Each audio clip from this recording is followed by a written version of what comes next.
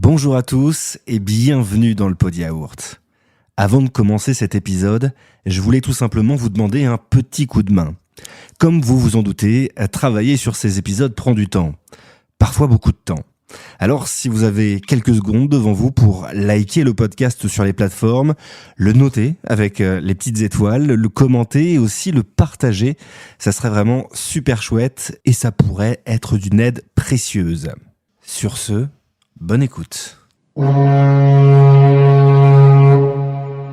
Bienvenue dans le Pod Yaourt, le premier podcast qui s'intéresse à toutes celles et ceux qui font le Havre, à toutes celles et ceux qui sont le Havre.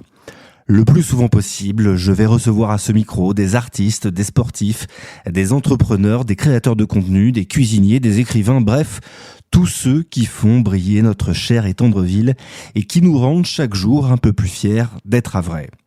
On parlera de leurs histoires et on verra en quoi le Havre a une place centrale et si particulière dans leur projet.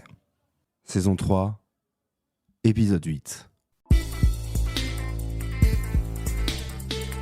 Pour Paris, Le Havre est devenu hype. C'est une ville où on voyage, Le Havre c'est un bout du monde. Non, Le Havre n'est pas maudit. Je viens du Havre, moi, je viens de Cocrioville. Faire entendre à tout le monde que Le Havre était une belle et grande ville. Le Havre. Little Bob, c'est The King. Un havre de grâce. Je vais ramener la cage au Havre. Au Havre, les gens sont tous gentils. Ici, c'est Le Havre, en Normandie. Bonjour à tous et bienvenue dans le Pod Yaourt. Aujourd'hui, je suis très heureux de recevoir un homme dont j'aime particulièrement le travail depuis maintenant plus de 20 ans. Davantage connu pour sa musique, mon invité n'est pas en reste puisqu'il cumule plusieurs casquettes. Chanteur, bien sûr, mais aussi réalisateur, infographiste, auteur, mais aussi producteur de musique. En septembre dernier, il revient sur le devant de la scène avec son 4e album solo intitulé Café Crève. Mon invité dans le Pod Yaourt est l'artiste Brave. Salut Brave. Salut, merci beaucoup. Ben merci à Quelle toi. Intro. Quelle intro. Quelle intro. Elle te va? J'aime cette beaucoup. intro Franchement, t'as dit chanteur, t'as pas dit rappeur.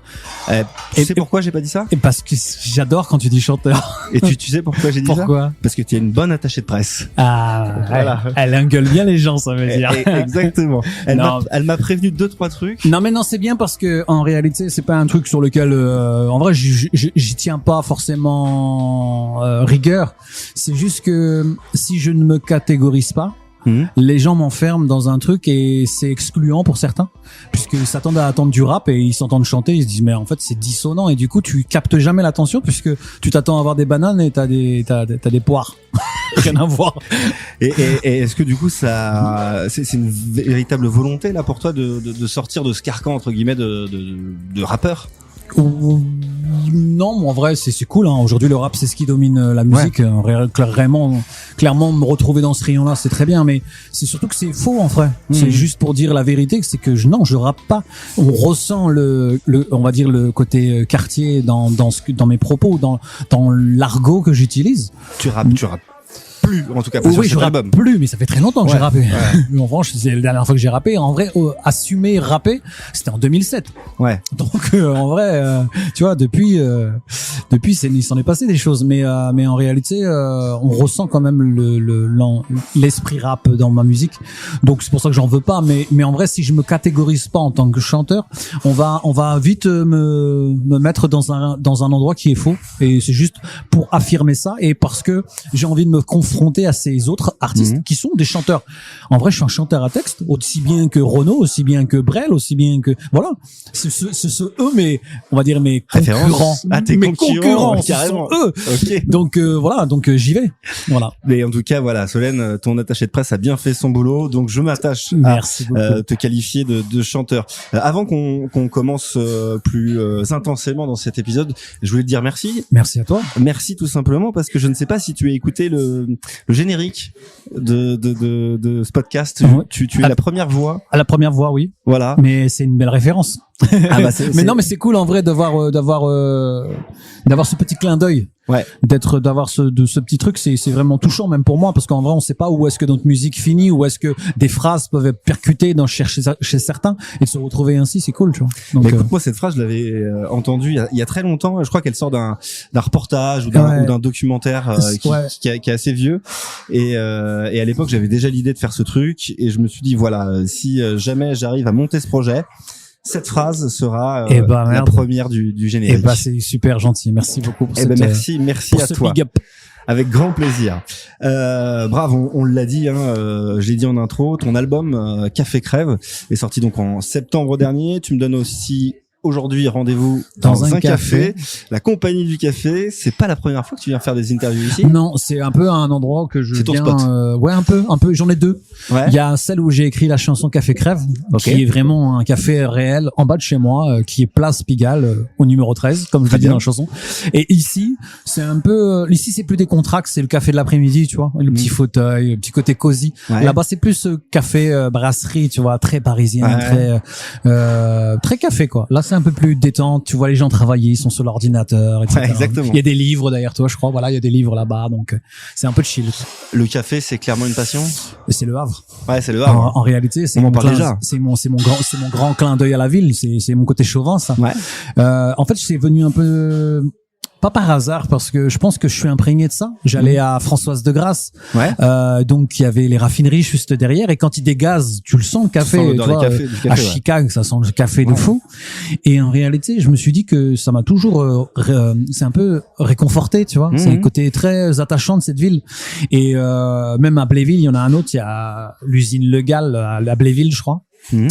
Et du coup j'ai baigné un peu dans là-haut à côté de Gagarine, à côté de Gagarine, exactement. Ça sent le café quand tu passes à côté. Et du coup j'ai baigné dedans naturellement, et j'ai pas prêté attention. Et quand je me suis dit tiens, j'aimerais avoir un album qui soit une sorte de photographie, quelle photographie je pourrais utiliser pour avoir une sorte de scène de théâtre forte.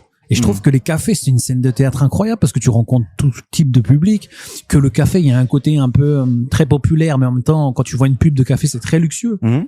Ça touche toutes les classes sociales, tout le monde connaît le café. Et en fait, je me suis dit, c'est naturel. Et quand j'ai cherché à me rapprocher à côté pour avoir une sorte de projet, mais qui soit pas forcément que de la musique, parce que on découle le projet musical en capsule de café. Ouais. J'ai vu Le Havre, et je me suis dit, en fait, je l'ai depuis longtemps, cet album en moi, et quand il suffisait juste d'aligner tout, et voilà, et c'était très naturel. Et Café Crève, le jeu de mots, évidemment. Celui-là, tu le trouves comment? Bah, je le trouve, je sais plus, je pense que il y avait une lettre qui fonctionnait pas sur un néon d'un café. Ouais. Et je me suis dit, c'est incroyable. Ok, donc le M. C'est ça, le M, les pieds qui buggaient un peu, et du coup, je me suis dit, c'est incroyable. Café Crève. Ouais, et ça correspond plutôt pas mal dans le style de musique. Je trouve que c'est cool. En fait, il y a quelque chose de fort dans un café brut, tu vois. Un café, c'est fort en réalité. Mais il y a un côté très réconfortant. C'est quelque chose que tu prends le matin pour te réveiller, ou c'est quelque chose que tu prends pour te rassurer après un repas. Après, il y a tout ça. Donc, le café, c'est un moment convivial, et le crève, c'est la brutalité de tout. C'est c'est une sorte de claque matin, tu vois. Claque le matin. La brutalité dans ton album. Ouais. Une grande place. J'appelle ça c'est du violent doux. Du violent doux, d'accord. Du violent doux. Qu'est-ce que le violent doux? C'est des choses l'aspect est violent. L'aspect est violent. Les mots sont violents. C'est brutal. Ça te crée quelque chose de très,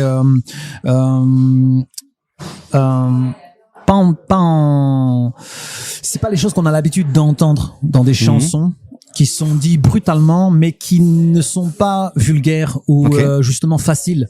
C'est une réflexion qui peuvent réconforter même, parce que en vrai il y a une construction de métaphores, ou on appelle ça des punchlines dans la musique, mais de phrases fortes qui vont te faire peut-être créer des sujets de philosophie à travers un mot que tu as utilisé, qu'on n'utilise pas d'habitude. Ce thème violent doux, c'est la première fois que je l'entends, c'est assez drôle. De moi. En réalité, c'est ce que j'adore ça. J'adore l'esthétique violente, mais qui rappelle un peu que on est fragile. Tu vois, j'ai été bercé. Je suis quelqu'un qui suis à la base infographiste, mais aussi réalisateur, et je suis imprégné de cinéma. Et dans le cinéma, j'ai toujours été attiré par les trucs très durs, comme les films de Gaspard Noé, qui sont très durs, ou Armory Corinne, qui avait fait un film qui s'appelle Goumo, où l'esthétique c'est très trash, mais il y a une sorte de poésie de la brutalité que j'ai trouvé incroyable. 4-5 mois après la sortie de ton album, comment tu vas et comment l'album vit? Écoute, l'album vit très bien. En réalité, je crois que en termes de, alors là, on va parler un peu de chiffres. Allons-y. En termes de chiffres, je crois qu'on a fait plus en 4 mois que le dernier projet Parachute. D'accord. En termes de stream. Mais parce que il faut savoir que ma communauté a aussi évolué. J'ai une communauté qui est très poussée par le physique. Et ça veut dire ils achètent les albums en physique encore. Ils achètent les vinyles, ils achètent tout ce qui se possède physiquement. Ça c'est moins senti sur le dernier, mais en termes de consommation de la musique pure sur les réseaux, bah ça a augmenté largement quoi. C'est incroyable en réalité. Je suis très content des retours qu'on a. Voilà. Et comment t'expliques ça justement que ce projet là en 4-5 mois il est mieux marché entre guillemets que Parachute? Parachute, il était un peu différent dans l'approche. Je sortais de maison de disques, ça faisait 2 ans que j'étais en maison de disques.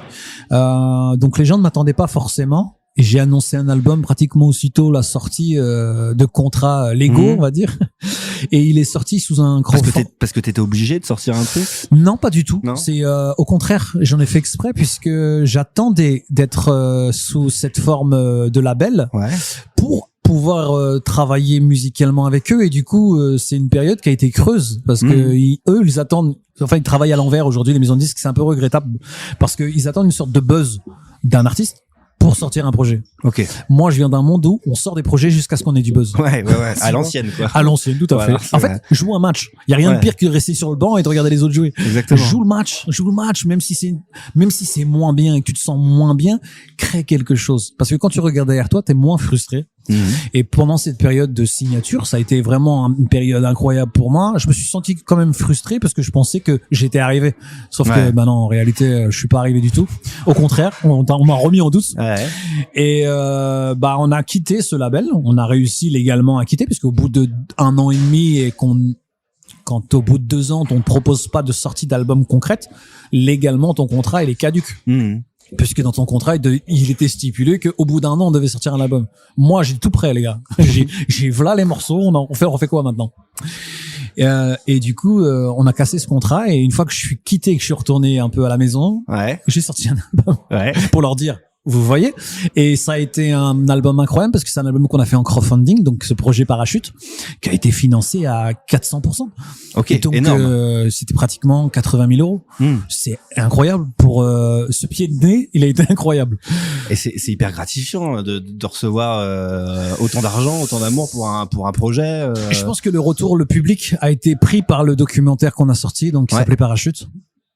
Et ont compris que la démarche surtout, ce côté un peu où c'était une revanche un peu pour moi, mais c'était une revanche aussi pour le public de se dire que peu importe peu importe les maisons de disques, les choix des sorties ou pas, quand il y a un public au rendez-vous, ils attendent quelque chose de concret. Et quand tu le fais, tu vas au bout des choses, les gens te suivent et en fait, c'était un peu aussi une revanche pour eux. Donc, je pense que ça les a mobilisés. Parce que je me rappelle que première semaine, si on parle de chiffres encore, première semaine en équivalence, on a fait 1700 sorties. Caisse. Première semaine, on aurait été top 1 du top album si on avait mis un code barre sur nos CD, mais comme je suis un peu défiant et que je m'en fous de la snap et tout ça et que j'ai pas regardé à ce moment-là l'intérêt, on va dire purement commercial, je n'ai pas mis de code barre sur mes albums. C'est sorti que en crowdfunding, voilà. Et c'est aussi un bon souvenir quand même cette un très bon souvenir. En vrai, c'était une bonne c'était une manière de aussi. Mais surtout d'apaiser un peu une blessure qui s'était passée parce que en vrai 2 ans c'est quand même long pour un artiste qui sort pas d'album alors que t'as l'habitude de sortir un album tous les ans. C'est très frustrant que tu viens avec des projets et qu'on te dit pas non. Et qu'on te laisse attendre en disant attends, faut attendre, mais attendre quoi, tu vois. Donc j'en ai profité, j'ai sorti un projet alternatif qui s'appelait Contrôle Al Supre. Donc sur les réseaux sociaux, je me suis amusé à faire des morceaux gratuits comme ça. Et à côté de ça, j'ai sorti un truc qui s'appelait Novlangue, c'est un projet entier en vinyle avec des covers qui ne sont pas des covers, c'est une reprise de Michel Berger, mais comme si Brave l'avait écrit. Et j'ai tout réécrit et je me suis tapé un Aya Nakamura, ODD de PNL que j'ai repris, j'ai refait. Et je me suis amusé à faire ça. Pour revenir, Brave, à Café Crèche, tu parlais de l'album là qui vit. Il vit presque depuis même 2 ans puisque t'as sorti un single Plus d'amour en septembre 2023. Tu me dis si je me trompe. C'est ça. Plus d'amour, une de mes chansons préférées de l'album. Plus d'amour, toi. Ouais, c'était une de mes questions. On dit plus d'amour ou plus d'amour? Parce qu'à la fin de la chanson, c'est la richesse de la langue française qui m'a. En fait, c'est pour ça que je l'ai appelé comme ça parce que c'est une manière de voir comment les gens l'interprètent. Puisque le son est très sombre, on va pas se le cacher. Il est très dur, il est très brut pour le coup.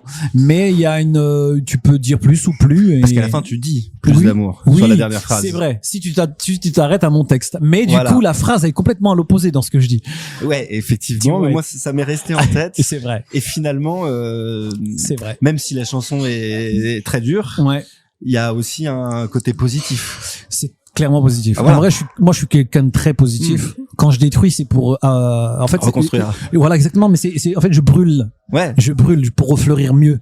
C'est juste que je me suis trompé. C'est pas grave. Viens, on brûle tout. Et je suis un peu cette philosophie-là. Viens, on se débarrasse de ce qui nous fait mal et on fait quelque chose de nouveau. Tu vois. C'est comme des fois, on comprenait pas quand j'ai fait plein de morceaux et des fois, il y a des morceaux que j'aurais pu attendre pour les sortir. Mais en fait, viens, on se débarrasse. On en fait d'autres.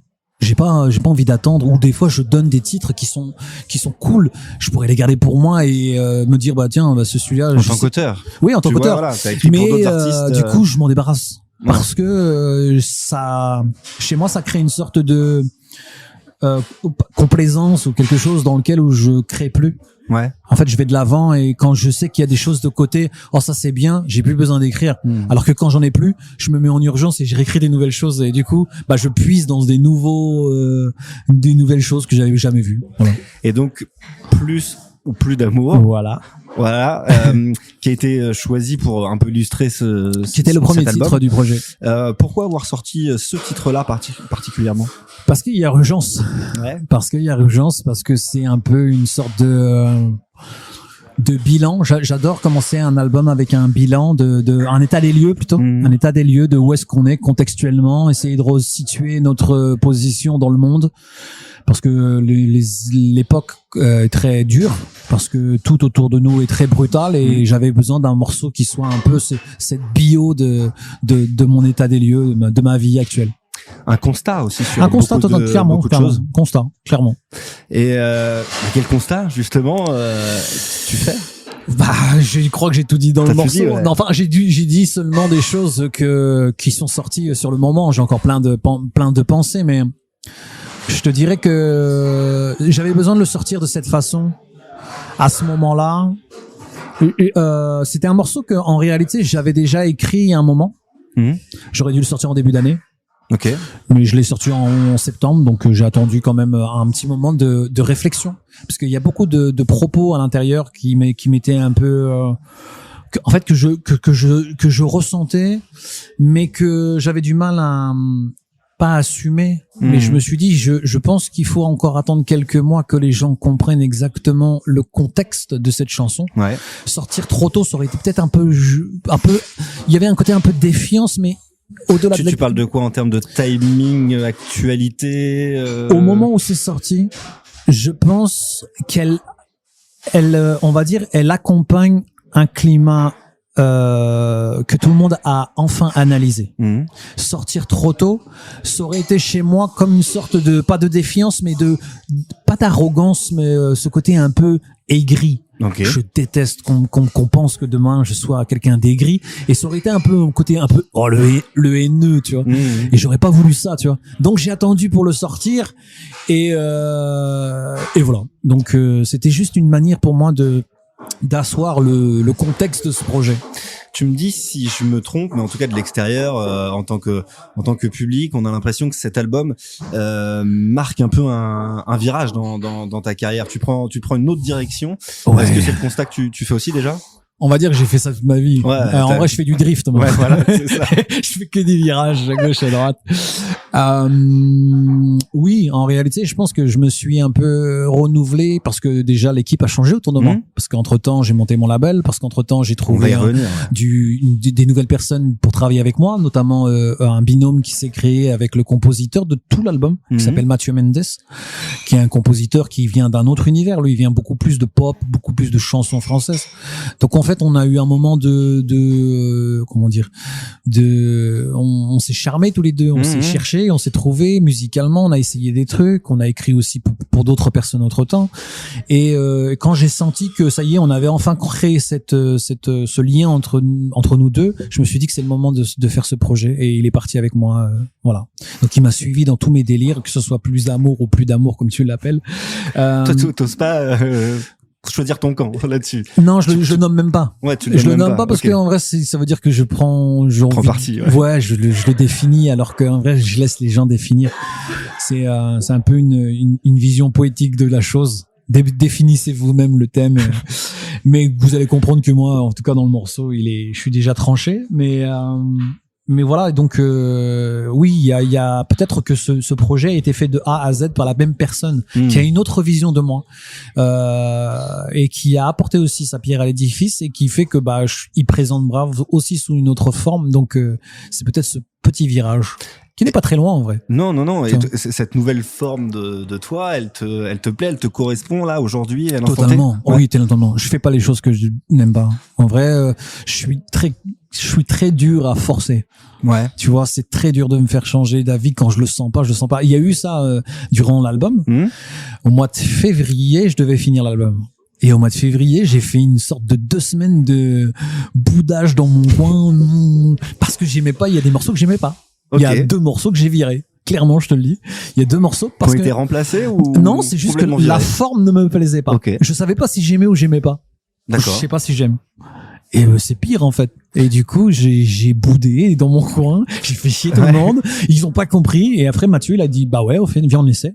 Montre-moi. Elle est intéressante cette question. Quand on fait un album, t'en as fait plusieurs, t'as sorti plusieurs chansons. On est obligé de l'aimer pour la sortir?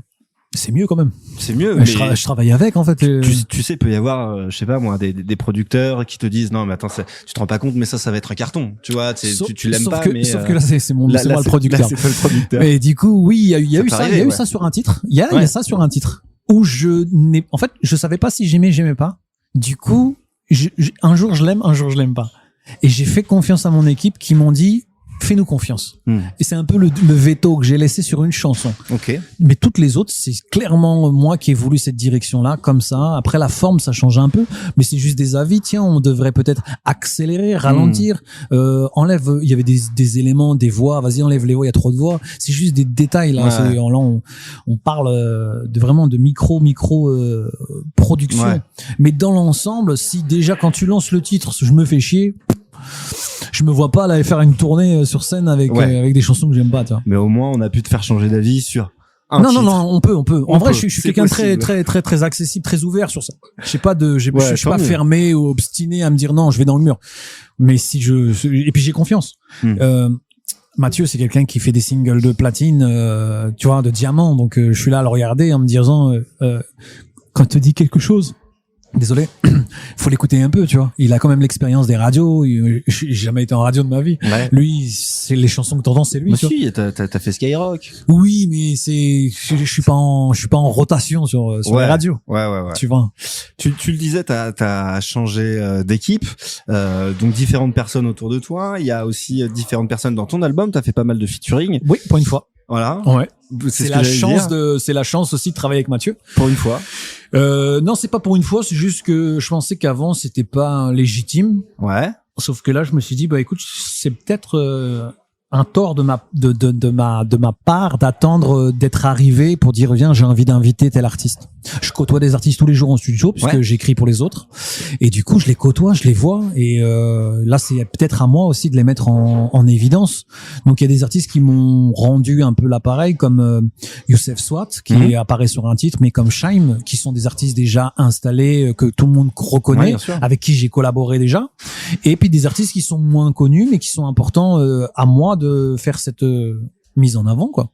Donc, c'était le but au départ sur la construction de cet album, en tout cas de le partager avec d'autres artistes. Ou alors c'est venu un petit peu comme ça. C'est venu, non, c'est que des fois il y a des chansons que je me vois pas faire 3 minutes que moi. Ouais. Parce que le sujet est cool, j'ai envie de le traiter, mais peut-être qu'on va se faire chier si je suis trop long, tu vois, trop bavard. Non, mais des fois une autre personne, ça va amener une sonorité, tu vois. Par exemple, Chaim est venu interpréter le titre, mais c'est moi qui l'ai écrit entièrement, donc j'ai écrit sa partie. Mais elle est venue interpréter sa partie, et du coup, comme t'as 2 voix, tu t'ennuies moins, tu vois. Alors que si je l'avais chanté tout seul, peut-être que ça aurait été plus long. Tu vois, c'est juste ça. Et puis il y a des trucs naturels comme Ludovic Louis qui joue de la trompette, qui est un artiste du Havre. Exactement. Voilà. Donc c'était une manière à moi de lui dire, je pense à toi parce que on vient du même endroit, qu'on a une carrière qui commence à être longue même pour lui. Sauf que lui était parti très aux États-Unis, et il a joué, accompagné des grands noms de la musique comme Lenny Kravitz, etc. Et puis du coup, on s'est revu à Paris et naturellement, j'ai pensé à lui sur un morceau, ça se collait trop bien. Je lui ai dit, passe au studio. Il est passé. Et voilà. J'aimerais te parler d'un morceau en particulier et je vais te citer. Ok. T'as sorti ça. J'ai envie d'écrire une chanson qui parle d'amour. Celui qui me brûle depuis des années et qui donne envie de prendre des risques. La musique. Youssef et son parcours, le mien, les sacrifices. Je nous vois comme des supporters de Liverpool, prêts à prendre la pluie, à chanter en chœur dans le froid et par amour. Tu sais que au Stade Océane aussi, on prend la pluie. Tout à fait. Et on chante par amour. Mais toujours. Donc pourquoi Liverpool? En vrai, je te cache pas que j'ai eu du mal à entrer dans le monde du football. Ouais. On est de la ville du foot, hein. On est clairement des Ciel et Marine. Je suis Ciel et Marine, mais je sais pas pourquoi je suis Ciel et Marine, hein. En réalité, j'ai pas eu une enfance très footballistique. Ok. Je l'ai connu très tard et je l'ai connu grâce à la musique rap parce que dans le rap, on ne fait que parler de foot. Ouais. Et je me sentais grave mis à part. C'est vrai que ça a jamais été un de tes sujets de... Non, parce que j'ai fait de la musique, moi. J'ai fait de la musique très jeune et c'était mon activité, le mercredi, faire de la musique, pas du foot. J'aimais bien, mais je l'ai subi parce que mon frère était fan de PSG et que comme je dormais sur un lit superposé, j'avais pas la possibilité de changer la télé, donc je subissais le foot. J'ai fait un peu un rejet. Un rejet, ok. Et c'est venu très tard quand j'ai entendu You'll Never Walk Alone, et c'est venu par la musique. D'accord. Le chant de supporters que je me suis pris en pleine gueule. Et est-ce que tu t'es mis à suivre Liverpool? Et carrément. Je suis un fanny, je suis un Reds fort. J'ai vu que tu avais le maillot. Tout à fait. On m'offre des maillots de Liverpool, c'est incroyable. C'est vrai. Mais je suis quand même Ciel et Marine, tu vois. Là où je vais, je représente le HAC. Tu viens de temps en temps au stade? Je suis venu, moins. Moins, évidemment. Je suis moins parce que j'ai un peu déménagé, mais je suis venu beaucoup. Ouais, grave. À jamais les premiers. Exactement. Bien sûr, je le chante, limite normal. Évidemment. Là, on est dans le thème du Havre. Puis c'est une fierté quand même en vrai de venir du club doyen.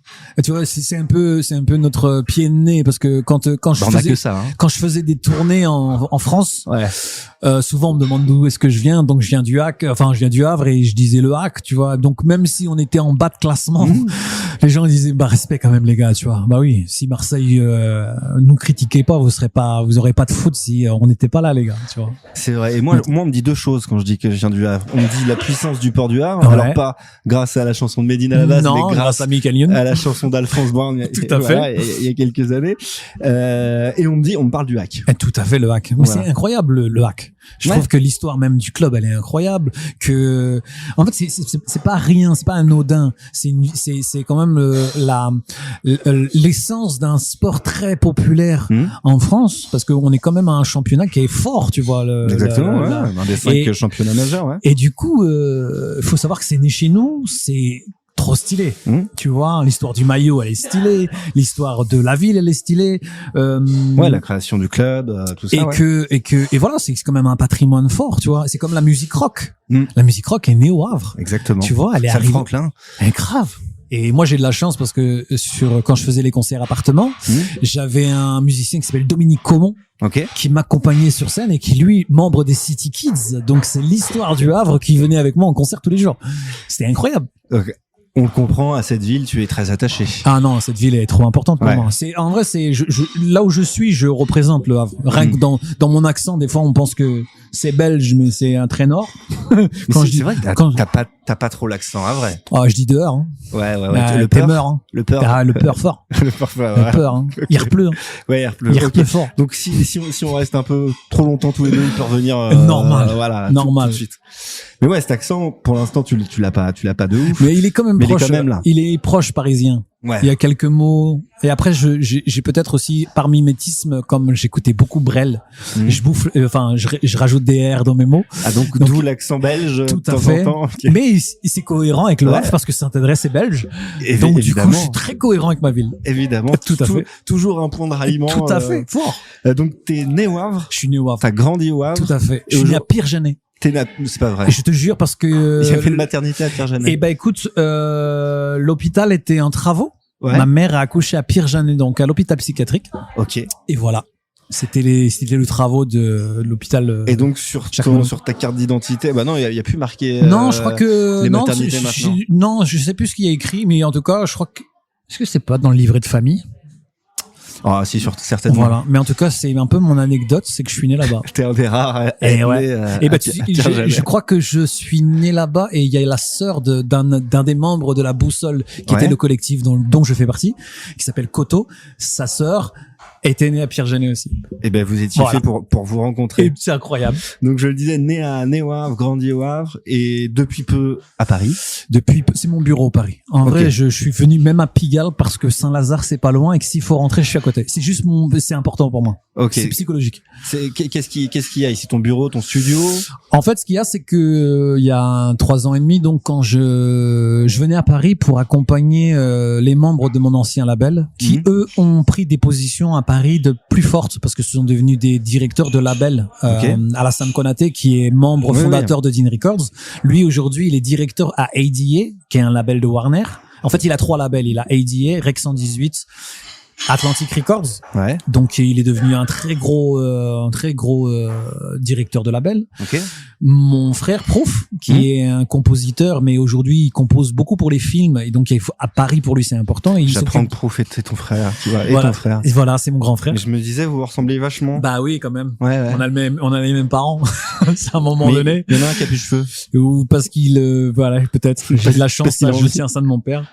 Et du coup, il est un peu important d'être ici pour lui parce que bah aujourd'hui c'est lui qui s'occupe de la comédie musicale Line que je suis allé voir dimanche dernier, incroyable. Bah voilà, avec Alivor qui vient du Havre. Avec Alivor, exactement. Qui est un ancien membre du label. Rémi Corduan qui était notre tourneur et celui qui est aujourd'hui travaille à Live Nation. Enfin Live Nation ont un bureau qui s'appelle Nueva. Et c'est Rémi le directeur. Donc en fait tous les membres de mon équipe de base est venu s'implanter à Paris et en fait je faisais beaucoup d'allers-retours. Jusqu'au jour où je me suis dit putain je paye plus cher de loyer que d'aller-retour Paris parce que en vrai le train à 37 balles là, aller-retour c'est 70 balles. Ouais, c'est ça. Pour rester une journée. Je me suis dit peut-être qu'il était temps d'essayer de s'installer et en vrai j'ai pris un meublé exprès pour si je dois partir vite je pars, je prends juste mes affaires et je pars. Mais j'ai toujours ce lien pas le Havre puis j'ai ma famille en vrai je reviens. Est-ce que t'es heureux ici? C'est compliqué Paris. En réalité c'est cool parce que culturellement je découvre plein de choses. Bah t'habites aussi dans un quartier culturellement très animé. Ah ouais. Voilà. Franchement ça c'est incroyable. Puis tu rencontres des personnages incroyables ici. C'est un peu une scène de théâtre. J'aime beaucoup le dynamisme. J'aime beaucoup la culture parisienne. En vrai il y a trop de belles choses à voir. Il se passe toujours quelque chose. On mange bien aussi. La gastronomie c'est incroyable. Mais je m'ennuie parce que il y a quelque chose qui me manque avec l'attachement des gens.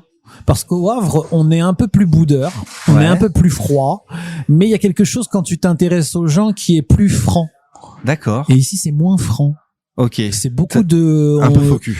Pas faux cul, mais c'est que j'ai l'impression que les gens veulent tous t'apporter quelque chose, une solution miracle pour faire un truc. Tiens, je connais, mais je m'en fous en fait. Me raconte-moi, ça va? Tu vas bien? Tu vois? Ok, donc voilà. Il y a moins un côté réel dans les relations. Il y a moins un côté d'attachement aux humains. Bon, c'est plus des collègues de bureau potentiels. Mais je sais pas toi, mais moi c'est la mer qui me manque aussi beaucoup. La mer aussi. Mais je vais beaucoup traîner sur le quai de Seine, justement, parce que c'est le lien avec chez moi. Voilà. Voilà. Ouais, à chaque fois que je suis sur la Seine, je me dis, tiens, si je prends un canoë-kayak ici, je rentre à la maison. Ah bah moi je me dis ça peut être très long, mais moi je me dis que si je pisse dans la Seine ça ira. Ça va voir, bah, tu vois, chacun son truc. Chacun son truc. Effectivement. Brave, si tu veux bien, on va faire un petit jeu. Allez, un petit jeu chaud. C'est sur le Havre, je te pose des questions et le but c'est que tu me répondes en un mot du tac au tac. Super. Brave, donne-moi le quartier de ton enfance. Montgaillard. Moi aussi. Attends, je dirais même les 3 cubes. Alors c'est la Bignafos. Ouais. Dans la Bignafos, il y a un tout petit îlot de 3 petits immeubles qui est entouré de végétation. Tu le vois même pas le quartier. On appelle ça les 3 cubes. Ok. Donc c'est où par rapport au stade? Non, ça c'est le stade du Mont-Gaillard. Tu vois le quartier Les Violets.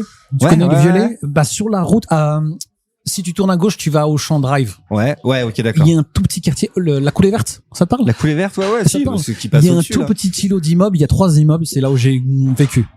Ok, et voilà. écoute, les 3 cubes au Mont-Gaillard. J'habitais moi aussi dans ce même quartier. Ok.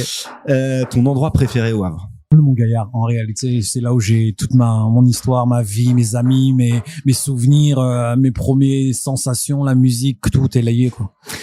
L'endroit que tu préfères le moins au Havre? Je suis pas fan de la ville basse. Ok. C'est trop bizarre. J'ai un problème. J'ai l'impression que je vais dans une autre ville. Ah ben. Et on a un débat si tu veux. Ça pourrait nous faire un autre épisode. Ok, mais parce que en vrai, je te cache pas que moi j'ai ce lien avec la ville haute et la ville basse. Et j'ai découvert la ville basse très tard. Parce que nous, je suis cantonné au quartier. Et quand j'ai commencé à vouloir un peu voyager seul et descendre, c'est quand on allait au lycée, t'imagines? Ouais. Et avant ça, je ne traînais pas en ville. Coty, tout ça, ça me parle pas. Moi, la ville basse ne me parle pas. Ben moi aussi, c'est le lycée. Moi, j'étais à Claude Monet et voilà. C'était Funny Killer qui m'emmenait en face. Et c'est la première fois que je traînais en ville, c'est parce que j'allais au lycée. Ah, c'est pareil. Voilà. Ton resto préféré? Le resto préféré, en vrai, c'est même pas un resto. Je pense que c'est le Marmara. C'est bête, mais c'est les gars de mon quartier. Ok. J'ai des souvenirs incroyables où le soir il fermait et on restait ici pendant des heures à des grandes tablées avec tout le monde, Medine, salsa, etc. Et c'est des souvenirs incroyables. Ton café ou ton bar préféré? Il y a un café que j'aime bien, place de l'Hôtel de Ville, French Coffee.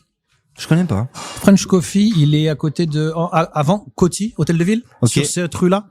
Ah, ok. J'ai travaillé ici il y a dans le temps quand c'était c'était un magasin qui s'appelle Bullerotte. D'accord. Tu te rappelles de ça? Non, pas du tout. Non, il y avait un magasin Bullerotte, j'ai travaillé ici. Ok. Voilà. La chose que tu détestes entendre à propos du Havre? Que c'est une ville moche. Je déteste ça. L'événement de l'année que tu préfères au Havre? Je te dirais la Transat Jacques Vabre. Ok. Voilà, pour que ce soit cohérent avec moi. Mais non, j'aime bien parce que justement là, c'est pas la Transat Jacques Vabre, mais ça a changé de nom. Oui, mais il y a comment il s'appelle, le neveu de Dominique Comon qui vient de gagner le Vendée Globe. Charlie Dalin. Exactement. C'est son neveu qui a gagné cette semaine le Vendée Globe. Voilà, donc c'est une manière de parler de café, le Havre et de voyage surtout.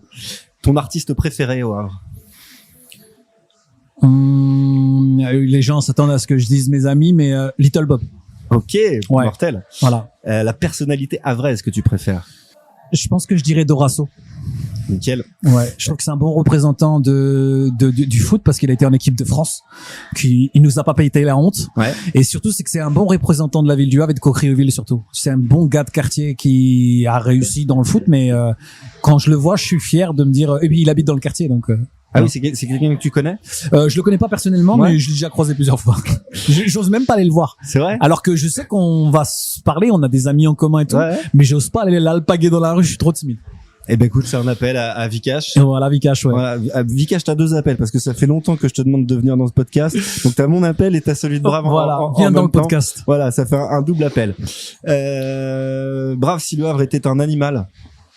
Une salamandre. Évidemment. Évidemment. Si le Havre était une musique. Ce serait du rock. Il y a pas à chier en vrai, même si c'est vrai que nous on fait partie de ces personnes qui avons fait du Havre aussi une ville rap. Ouais. En réalité, notre label a créé ce point sur la carte qui aujourd'hui le Havre est reconnu comme une ville de rap. C'est comme une ville de rock. Et ça, en vrai, j'en suis fier, même si c'est pas la musique que je pratique. C'est une musique qui est importante pour la ville, quoi. Je trouve que ça va bien dans le caractère anglo-saxon. Ouais. Ce côté pays de brouillard, ça va trop bien ensemble. Et si le Havre était un film? Coup de foudre à Notting Hill. Ok. Voilà, chercher un film anglais, mais un film que j'aimais bien, voilà. Eh ben écoute, pourquoi pas Coup de foudre au Havre avec Coup de Julia foudre Roberts, fort. LH City fort. ça pourrait être mortel. Bref, tu en parlais tout à l'heure. Tu as monté ton propre label après minuit. Ça y est, maintenant tu voles de tes propres ailes. Pourquoi en arriver là maintenant? Je pense que c'est la suite logique pour un artiste en réalité. C'est une sorte de continuité dans ce que tu fais. Tu peux pas. J'ai été artiste toute ma vie. J'ai été accompagné toute ma vie par des personnes qui m'ont appris le métier aussi. Et t'as les connaissances nécessaires, je l'étais déjà en réalité, parce que même sur mes précédents albums, j'étais en coédition, mais j'étais en coprod. J'apportais une partie graphique, le studio qui était géré par le label, c'était la partie phonographique. Donc moi, j'avais déjà une dimension d'investir sur moi-même dans ce projet. C'est juste que là, je me suis dit que ce serait plus facile si c'était moi qui déterminais la direction directe, parce que quand on fait partie d'un label avec des personnes qui prennent des risques sur nous, c'est aussi il faut convaincre, et des fois c'est pas forcément la même vision. Ouais, bien sûr. Et du coup on s'épuise à convaincre des gens qui sont convaincus, mais qui et du coup je me suis dit c'est peut-être une manière pour moi d'enlever ça et puis de te sentir plus libre. Ouais, et puis j'avais pas envie de faire prendre aux autres des risques que j'aurais pas pris moi. C'est facile d'être artiste dans un label et de dire vas-y, je vais faire un album qui s'appelle Café Crève les gars. Mais c'est pas moi qui produis. Ça veut dire que oui, là du coup, je fais attention à tout. Je fais attention aussi à comment on va réinvestir, le marketing, qu'est-ce qu'il faut faire, ce qu'il faut prendre. Donc je suis t'oblige à être plus rigoureux. Ouais, plus vigilant aussi. Plus vigilant. Là où des fois en fait, je suis plus détendu, et parce que c'est pas moi la responsabilité. Donc c'était une suite logique. Et pour ceux qui ne savent pas, qui nous écoutent, qu'est-ce qu'un label? Un label, il y a deux parties dans un label. Il y a la partie de production et une partie édition. Donc les éditions, c'est un peu les droits d'auteur, c'est tout ce qui correspond à l'exploitation de ta musique ou aux protections de tes droits intellectuels. Ça veut dire que demain ma musique se retrouve dans un film, donc il y a forcément des gens qui doivent gérer cette transition. Ils peuvent pas se servir de ma musique comme bon leur semble. Il faut qu'ils demandent des autorisations. Donc ça, c'est une partie un peu éditoriale. Et la partie production, c'est la plus importante en réalité, parce que c'est pour savoir avec qui tu vas travailler en studio, pour savoir quel compositeur tu dois appeler, parce que tout ça ce sont des frais, et c'est la partie production qui s'occupe de ça, de savoir dans quel studio tu vas enregistrer, le mix, tu veux mixer avec tel ingénieur, mais il faut que ça fasse partie d'une sorte d'enveloppe globale, donc c'est plein de choses à savoir. Il y a un peu une technique, surtout en indépendant, t'es obligé de trouver des bricoles pour pouvoir globalement avoir un projet cohérent du début à la fin. C'est pas on commence à mixer avec je dis n'importe quoi, donc avec Mathieu, là j'ai de la chance parce que la partie coproduction avec Mathieu elle est 50-50, donc c'est très cohérent, c'est mixé par la même personne, c'est composé, produit par la même personne, donc même si les chansons sont différentes, il y a quand même un fond qui est important, un confort d'écoute quand t'écoutes globalement le projet. Et ça, c'est important. Et le but d'un label, c'est aussi d'inclure d'autres artistes. D'inclure. Pour le moment, voilà. je suis exclusif sur moi-même. D'accord. J'apprends le métier à travers moi. Ok. Voilà. Mais donc, le but, c'est plus tard. Plus tard. Okay. Là, cette année, je pense que je m'attaque à la partie éditoriale. Okay. Donc, accompagner des artistes en édition, c'est quelque chose que je suis capable de faire actuellement. La production, ça demande plus de rigueur, parce que là, en fait, producteur, c'est celui qui injecte les fonds. Mon label est trop petit pour injecter des fonds. Je pourrais trouver un artiste incroyable. J'en vois pas assez qui sont juste géniaux. Mais demain, les faire exploser ou les faire les mettre en avant, tu peux pas mettre un avant seulement sur son talent. Surtout aujourd'hui où dans le monde de la musique où la concurrence elle est forte. Tu es obligé de mettre du marketing, de réfléchir à des stratégies marketing, à avoir des logiques et des cohérences de posts réels, TikTok, tout ce que tu veux. Et tout ça se réfléchit. Ça se coûte cher aussi. Ça coûte très cher. Ouais. Et du coup, ça, je suis pas capable aujourd'hui de l'assumer pour d'autres. Pour moi, je peux le faire. Mais pour d'autres, j'ose pas encore le faire. Peut-être dans quelques années, mais pour le moment, la partie éditoriale, j'ai encore plein de choses à apprendre. On en a parlé aussi tout à l'heure. Tu es auteur, donc tu écris. Oui. Pour d'autres artistes, t'as commencé à dire voilà, des fois j'ai écrit des chansons que j'aurais pu garder pour moi, mais je les ai données à d'autres. À quel moment tu te rends compte que c'est pas pour toi? À partir du moment où je me dis même si c'était la plus belle chanson du monde que j'aurais pu avoir entre les mains, est-ce que je suis bon messager? En fait, je suis quelqu'un qui a besoin de faire exister le texte plutôt que la personne. Je suis pas quelqu'un qui veut se mettre en avant forcément. Il y a une volonté pour moi d'être artiste et de vouloir faire reconnaître ma musique avant de me faire connaître moi. Donc c'est là où un peu ces dissonances des fois sur des choses où j'ai pas besoin de me mettre en avant en fait. Moi dans mon monde secret un peu, on me voit pas trop, ça me va très bien. Mais j'ai besoin que ma musique elle rayonne et demain que ce soit mes mots dans la bouche de n'importe qui tant que la finalité, c'est que c'est le plus grand monde la chante, c'est ça. Et quand tu écris une chanson, enfin, comment ça se passe? Est-ce que c'est, tu te dis bon, je vais écrire quelque chose pour un tel, une telle, ou alors c'est l'inverse? Tu as écrit? C'est un peu là où je travaille beaucoup maintenant. Avant, j'écrivais des chansons pour moi dans la bouche d'un autre. D'accord. Donc ça restait du brave et des fois quand même il l'interprétait, les gens savaient que c'était moi qui avais écrit sans le dire. Bah. Après, parce qu'on le sait aussi. Tu vois, moi, j'ai écouté hier la chanson que t'as écrite pour Big Flo et Oli et LEJ. Ouais. Maintenant, comme je le savais et que je l'avais lu, oui, il y a du brave dedans. Ouais, mais du coup, mais sinon, je suis pas sûr que je l'aurais su. Ça, c'est la transition, je crois. Parce que à partir de ce moment-là, je me suis rendu compte que il faut pas que j'écrive comme si j'étais brave à travers un autre.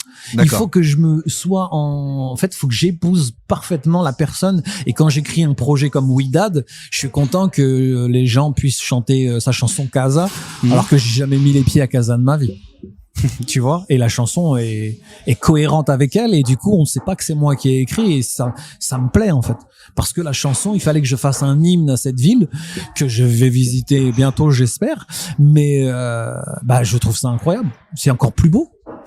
Je voulais te parler aussi d'un autre projet, un projet que tu as réalisé il y a une dizaine d'années et qui résonne vachement aujourd'hui avec l'actualité, c'est ton livre de photos La Lune sans les étoiles. Ouais. Est-ce que tu peux nous parler de ce projet, comment c'est arrivé? C'est un accident. Okay. En réalité, à cette époque, c'était une période où j'avais mis la musique un peu de côté, justement avant de commencer ma carrière solo. C'est juste arrivé avant de commencer le premier album Souffrance, où j'étais totalement dans une dynamique de réalisation de clips. Et à cette époque, on m'a appelé pour faire un documentaire sur un groupe qui s'appelle Gaza Team. D'accord. Les membres sont originaires de Gaza. Ils sont arrivés en France il y a quelques années et je connaissais leur manager ou la personne qui s'occupait d'eux, qui les avait hébergés et ils créaient des sortes d'ateliers musicaux pour pouvoir un peu propager ou du moins avoir une sorte de transmission culturelle à travers les textes, l'écriture, le fait d'avoir fui chez eux. Donc c'était tout ça qu'ils racontaient et il m'avait contacté parce qu'on se connaissait un peu et il m'avait contacté pour faire un documentaire sur leur retour en Palestine. Ok. Donc j'ai fait, je crois 6 mois avant, j'ai fait un voyage avec eux au Liban. Donc c'était le premier voyage que je faisais avec eux, c'était avant d'aller en Palestine, on est allé au Liban. Parce que le Liban aussi a une histoire très proche avec, c'est une frontalier avec la Cisjordanie, mais c'est surtout que, il y a une histoire aussi là-bas. Donc on a fait ce premier voyage, on a commencé un documentaire, on l'a tourné, on a filmé, ça s'est super bien passé. Et on a été jusqu'au sud. À la base, on était il y a une ville donc qui s'appelle Tripoli parce que quand je dis ça les gens se disent c'est en Libye, non c'est aussi il y a un autre Tripoli au nord du Liban. On a été à Tripoli, ensuite c'était le début des conflits avec la Syrie. on s'est fait rapatrier sur Beyrouth, sauf que moi je suis un mec un peu sauvage, j'aime pas aller Beyrouth, c'est cool mais c'est un peu Monaco, tu vois. Ouais. C'est pas mon pelop, quoi, tu vois. Du coup, je suis allé moi dans les quartiers un peu plus reculés où justement c'est là où j'ai rencontré pour la première fois des réfugiés palestiniens dans des camps. Et notamment une sorte de ville construite un peu durant les années 80, si je dis pas n'importe quoi, c'est un quartier qui s'appelle Borj El Bajn. C'est un quartier de réfugiés palestiniens qui n'ont plus le droit de revenir en Cisjordanie parce qu'ils les ont fuis. Et du coup, c'est la première fois que j'avais cette rencontre avec eux. Et on a continué comme ça jusqu'au sud et on est arrivé à la frontière, la zone tampon qui est gérée par l'ONU, Casque Bleu, tout ça là. Et du coup, on s'est dit que dans 6 mois, on reviendrait, on irait de l'autre côté, en Cisjordanie. Et c'est né comme ça. Okay. Et quand je suis venu en Palestine, c'était une manière pour moi de rassurer mes parents qui étaient restés parce qu'ils ont une vision du conflit qui est très française. Ils connaissent rien, ils voient la télé, ils se disent c'est une dinguerie là-bas. Et du coup, c'était une manière pour moi de rassurer. J'envoyais sur des posts ma vie là-bas, quoi. Je montrais ce que je faisais, je postais. Et puis au fur et à mesure du post, les gens se sont rués dessus, je voyais que ça montait, je voyais que ça prenait et je me suis dit mais je peux pas rentrer chez moi en France, me dire j'ai rencontré des gens qui sont dans une situation catastrophique quand même, j'ai vu des trucs fous. J'ai vraiment été partout, j'ai pas été à Gaza malheureusement, c'était déjà compliqué d'entrer, compliqué, mais j'ai fait toute la Cisjordanie, je suis allé à Ramallah, je suis même à Jérusalem, j'ai fait tout et je me suis dit que je rentre chez moi c'est cool, je vais mettre l'eau chaude, il y a l'eau chaude. Tu vois, je peux pas. Non. Donc du coup, je me suis dit, mais t'as vu toutes ces photos que t'as publiées au fur et à mesure. Est-ce que tu garderais pas ces photos et d'en faire un livre? Et c'est né ce livre. Et ce livre est arrivé dans une sorte de réponse, parce qu'en ce moment, au moment où j'ai annoncé ce livre, je l'ai fait en crowdfunding aussi. Il répondait à une attaque de l'État d'Israël, justement, qui avait lancé des bombes sur les enfants sur la plage. Tu te rappelles la famille Badr, je crois, c'est ça? Les enfants, il y avait 4 enfants qui jouaient, ils ont balancé une bombe sur la plage. Ok. Et il y avait il y en a tellement. Et du coup, ça répondait à ça. Ouais. Et en fait, ce projet a devenu une sorte de manière de militer ou d'apporter un soutien clairement dans une situation que je trouvais injuste. Et donc voilà, c'est né comme ça. De ce voyage, de cette expérience, du livre, qu'est-ce que t'en gardes, disons, après? Je crois que c'est mes voyages les plus... En fait, ça a été compliqué parce que rien que déjà, même au Liban, quand je suis allé au nord, à Tripoli, c'était la guerre. C'est vraiment étrange d'être dans une zone de guerre. Tu vois, j'ai entendu tirer, j'avais un monsieur qui a dormi avec moi. Omar, il s'appelait. Omar, il est venu dormir avec moi avec une Kalachnikov. Ok, donc c'est la première fois que je vois un mec avec une arme dormir à côté de moi. Donc tu te sens grave faible et impuissant. Parce que tu comprends pas. Moi, je connaissais le début du conflit, mais je suis parti, j'ai pas fait attention, moi, dans ma tête, que ça allait arriver jusqu'au nord du Liban, tu vois.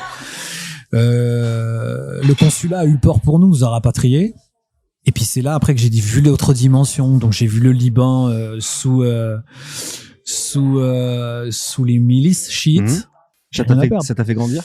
Ça m'a fait grave grandir. Je crois qu'en 1 an, j'ai transformé ma vision, le voyage, le fait de rencontrer les humains, le fait de voir les gens, de voir ce que c'est, parce que c'est facile là, derrière la télé, on s'en rend pas compte de ce qu'est un conflit réellement militaire et toutes ces restrictions et tout ça. Quand tu le vois, tu le vis, tu le subis. Déjà, j'étais pas bien moi, mais ça crée beaucoup d'humanité en fait. Tu relativises sur plein de choses, tu vois différemment les gens, J'ai encore quelques questions à te poser avant qu'on arrête là. Deux, trois questions. La première, c'est qu'on est début 2025 là. Quels sont tes projets pour l'année? Oh, j'en ai plein. Plein, ouais. Ah, j'ai que des projets, moi. Toutes les semaines, j'en ai, et toutes les semaines, j'abandonne.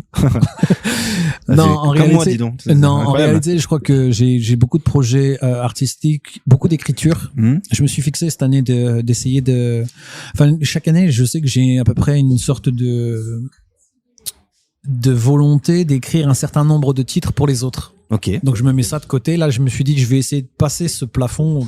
C'est à peu près une 20aine que je fais par an. Là, je me suis fixé Si j'arrive à 30, ce serait magnifique. Ok. Mais c'est écrit et placé. Parce que tu peux écrire plein de chansons. Mais ça veut pas dire que ça arrive dans un projet. Donc là, cette année, je me suis fixé un objectif personnel. Ok, donc de 30 chansons qui verront le jour ailleurs que chez moi. Peut-être faire une réédition sur le projet. C'est peut-être encore trop tôt, mais je pense que ça se fait bien de pouvoir compléter l'album avec des chansons que j'ai pas eu le temps de faire. Et même si l'album a pris du temps, j'ai quand même d'autres choses une fois sorties. Oh, pourquoi j'ai pas fait ça? Tu vois, et du coup, ça pourrait être un café allongé. Ok, voilà. Café allongé, tout à fait. Et puis, ouais, en termes d'écriture, je pense que j'ai d'autres choses. Je sais que j'ai envie de faire un podcast, justement. Très bien. Voilà. Écoute, parlons-en. Et ce serait la manière pour moi de rentrer dans des détails, parce que quand tu viens en tant que un peu personne extérieure qui pose des questions, tu vas poser des questions qui essaient de rentrer dans la profondeur. Mais quand tu vis la profondeur, tu sais exactement par quoi t'es passé et ce que tu peux demander à la personne qui est en face de toi. D'accord. Donc est-ce que ces périodes de trouble que tu vis toi-même, là je peux rentrer dedans. Et je suis légitime de poser des questions à des artistes très intimes. D'accord. Sans être voyeurisme. Okay. Sans le voyeurisme. Ok. Un truc vraiment tourné vers les artistes, mais vraiment très profond. Pas forcément. Enfin, je vais commencer comme ça. Ok. Je vais commencer comme ça, juste parce que déjà, je pense que je vais commencer avec mon équipe d'origine du Havre. Montrer un peu ce qu'on est devenu aujourd'hui, parce qu'il y a plein de gens qui savent pas que Medine est mon ami d'enfance depuis la primaire, que Prof est mon frère. Et on demande tout ce qu'il est devenu, Medine. Tu vois, non mais il y en a plein des artistes et qui sont aujourd'hui des gens importants dans la musique, mais qui sont originaires du Havre. Alivor, qui est sur la scène de la haine, c'est un gars de la Main-Rouge, rue de l'Avenir. Ouais. Là où il est aujourd'hui, c'est incroyable, et c'est un gars, je dormais avec lui quand j'allais à Brest. Rue de l'Ave qui n'existe plus d'ailleurs, je crois. Oui, qui n'existe plus. Ouais. Et donc du coup, poser des questions qu'on ne pose pas forcément naturellement, que j'ai envie de comprendre et j'ai envie de savoir, j'ai envie de. Bah c'est un projet mortel. Voilà, merci. C'est un projet mortel. Normalement, ça devrait c'est bien parti pour se faire. Donc il y a ça. Il y a quelques projets encore un peu plus loufoques, qui sont pas forcément que artistiques sur Brave, notamment même le fait d'accompagner des artistes en édition, faire de la direction artistique. Ça, c'est un truc que j'ai toujours fait sur mes albums, mais j'ai envie de le faire peut-être pour d'autres, d'accompagner un artiste sur une vision de certaines chansons. Tiens, on essaie de la faire ensemble. Je peux t'accompagner. Il y a des artistes qui ne comprennent pas qu'aujourd'hui, il y a quand même un code de la musique et des codes qui sont, on va dire,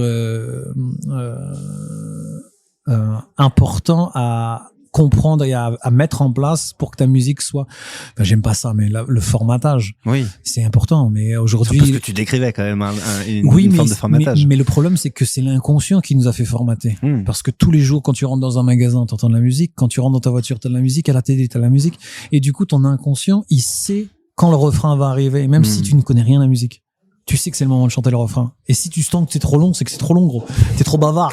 Et donc ces codes-là que tu aimerais pas enseigner, mais en tout cas. Ça on se retrouve en studio. Ouais. Viens, on fait une séance ensemble. Viens, non, tu vois ça c'est fort. Faut le mettre en gimmick. Ça c'est un refrain, ça. Puisque des fois les gens se confondent le refrain et le pré-refrain. Non, ça c'est un refrain, ça c'est un pré-refrain, ça c'est un pont. Ça c'est nul, jette. Tu vois, c'est ce genre de choses on se dit pas, mais faut se dire. Du coaching, quoi, tu vois, dans le. De l'ADA, direction artistique. De l'ADA. Okay.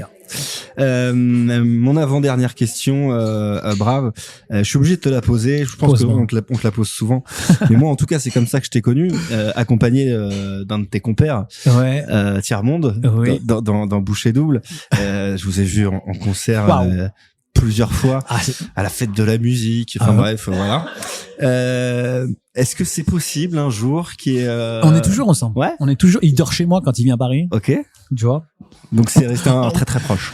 Oui, c'est un proche, c'est mon frérot, c'est mon binôme de toujours. On n'est pas dans le délire en Marée Fred, vous êtes disputés, quoi, tu vois. Ah non, pas du tout. Non, on a des projets en commun déjà. Très bien. Vrai, quand je fais mon album, il est présent, il écoute, il me donne son avis et c'est important. Même quand il prépare son projet, je l'écoute. On s'était dit, et c'est lui qui est revenu là récemment me poser la question. Il m'a dit, ça te dit pas de faire un projet? Moi, je lui dis, je suis pas fermé. Mais en fait, on trouve le moment cohérent, en fait. Là, je sais que le faire pour le faire, c'est nul. Là, on va faire de la fanbase. On va de la fan service. J'ai pas envie de ça. Viens, on le fait parce que ça, là, c'est quoi? Il est sorti en 2006, Apartheid. Ouais. Voilà, on arrive en 2026, peut-être qu'il y aura un projet. Hein. 20 ans. Mon Dieu. Tu vois, mais ça vaut le coup. Ouais. Ça vaut le coup. Bah ouais, carrément, ça vaut le coup. En fait, je te pose la question, tu vois, c'est un peu une question de fan, tu vois. C'est comme, je pense, on pose tout le temps la question à Eric et Ramsey et Jamel, c'est quand est-ce que vous refaites H? Non, ouais, on s'est jamais mis de contraintes. C'est vrai qu'aujourd'hui, on essaie de faire nos trucs. Tiers-Monde est très épanoui dans ses mangas. Il fait des mangas. Il écrit beaucoup aussi, parce là, récemment, il en a fait un autre avec Teddy Riner. Ouais. C'est incroyable. Je sais qu'il a plein de projets aussi un peu fous. Sur lesquels il bosse beaucoup et c'est juste arrivé à se fixer ensemble un moment, mais la porte n'est pas fermée. Non, jamais. Mais même dans son projet, je crois que quand il faisait ses projets, les titres et les albums de Tiers-Monde, c'est moi qui les ai trouvés. Nos Futurs, tout ça. Mamadou, c'est lui qui l'a trouvé, mais Nos Futurs, Back to the Future, tout ça. Voilà. Donc c'est le champ des possibles. Toujours, on est lié. Brave, il y a une dernière question que je pose traditionnellement à tous mes invités qui passent derrière ce micro. Tu peux y répondre très brièvement ou me faire une tirade un peu plus longue, c'est toi qui gères. Ouais. Cette question, Brave, la voici. Pour toi, Le Havre, ça représente quoi? Pour moi, ça représente quoi? C'est un sentiment. C'est un sentiment parce que il y a plein de choses qui se confondent dans cette ville et c'est un peu moi parce qu'il fait le climat est changeant mais l'aspect est très gris mais c'est une ville très chaleureuse. Les gens sont fermés mais en fait ils sont très accueillants en réalité. C'est juste qu'il faut enlever la carapace. C'est que plus on monte dans le nord et plus les gens sont pas hermétiques mais ils sont un peu pas craintifs. Ce sont juste des timides. Voilà. C'est une sorte de brouillard continu, mais qui est très agréable en avril. Notre été à nous. Il y a quoi? Qu'est-ce que je peux dire? Je sais pas. En fait, la ville, elle a trop de charme, en fait. Tu peux avoir tout. T'as les falaises, t'as tout ce que tu veux, tu vois. T'as une histoire incroyable. La ville est très atypique. Pour ceux qui ne la connaissent pas, c'est une ville qui a été rasée pendant la guerre. Donc, quand elle a été construite, c'est tout droit. Tu peux pas te tromper. La gare, c'est tout droit. Je sais pas, c'est mon histoire. C'est un caractère. C'est une ambiance aussi. Parce qu'il y a une musique havraise. En réalité, quand tu écoutes, on a une culture de la musique havraise. Moi, je comprenais pas quand j'étais petit pourquoi les chanteurs anglais du Havre chantaient en anglais. Mais en fait, on est très influencés. On est très, tu vois, il y a un rap du Havre, il y a un rock du Havre. Tout à fait. Et Portsmouth, c'est le Havre, tu vois. Ouais, de l'autre côté. C'est incroyable, tu vois. Et du coup, on est British. Et voilà, je pense que c'est une ambiance, voilà. Merci beaucoup. Merci à toi. Merci d'avoir accepté de discuter un petit peu. C'était très cool, merci beaucoup. Avec moi dans le Pod Yaourt, Café Crève, en streaming ou en album. Tout à fait. Il est en physique, il est même en vinyle. En vinyle, en de physique. Couleur café. Magnifique. Il y a même du café qui doit me rester, je crois, sur le site. Voilà. Ah ouais, tu vends du café aussi? Oui, tout à fait. Ah bah voilà, en fait, pour moi, chaque chanson, c'est une dosette. Tu vois, la chanson Restoli, c'est un café allongé. D'accord. Voilà, plus d'amour ou plus d'amour, c'est un café court, tu vois. Très court. Il y a du café plus cool, tu vois. Café noisette. Dosette de café. Venez choisir votre café, venez écouter. Voilà. Merci beaucoup. Des concerts bientôt ou pas? Alors les concerts pour le moment, non. Non. En réalité, j'adorerais partir en tournée. Et je me suis juste dit que je vais voir avec qui partir. D'accord. En fait, ça c'est aussi une partie producteur que j'ai pas envie. Parce qu'on m'a dit, mais pourquoi tu produis pas tes dates? Je pourrais, hein, on a fait la Cigale qui a été complet, c'est incroyable. Je pourrais répéter ce modèle, mais ça a été quand même un peu, j'ai eu peur un peu, parce que en réalité, j'ai une communauté qui est présente physiquement, mais sur les réseaux, ils sont pas très démonstratifs. Donc, du coup, on s'en rend pas compte. Mais on fait une Cigale complète, normale. C'est juste que ça m'a fait bondir le cœur plusieurs fois. Je me suis dit, mais est-ce qu'il va y avoir du monde à la Cigale? Donc, du coup, je veux pas revivre ça. Alors, si je ne pouvais ne pas produire mes dates, ça m'arrangerait pour mon cardio, tu vois. Eh ben, c'est un appel aussi. Merci, Brave. Merci beaucoup. Et on se retrouve très bientôt. On se retrouve bientôt, ouais. Dans le Pod Yaourt. Dans le Pod Yaourt, toujours. Merci beaucoup. Ciao. Merci beaucoup.